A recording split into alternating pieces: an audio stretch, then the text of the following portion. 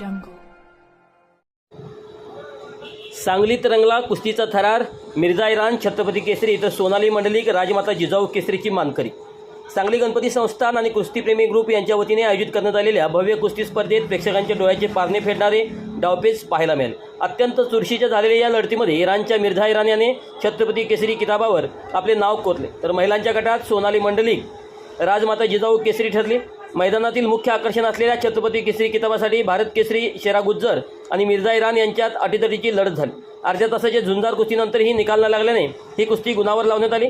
यावेळी मिर्झाने कमालीची चपळता दाखवत शेरा गुज्जरवर मजबूत कब्जा मिळवला आणि आवश्यक गुण वसूल करत छत्रपती केसरी हा मानाचा किताब पटकावला. महिलांच्या राजमाता जिजाऊ केसरी किताबासाठी प्रतीक्षा बागडी आणि सोनाली मंडलिक यांच्यात काटाजोड कुस्ती झाली. निर्धारित वेळेत दोन्ही मल्लांना एकमेकीवर गुण मिळवता आले नाहीत.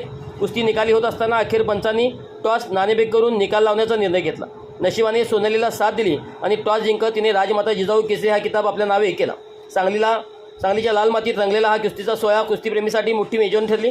आंतरराष्ट्रीय स्तरावरील मल्लांच्या उपस्थितीने या मैदानाची रंगत अधिकच वाढली होती.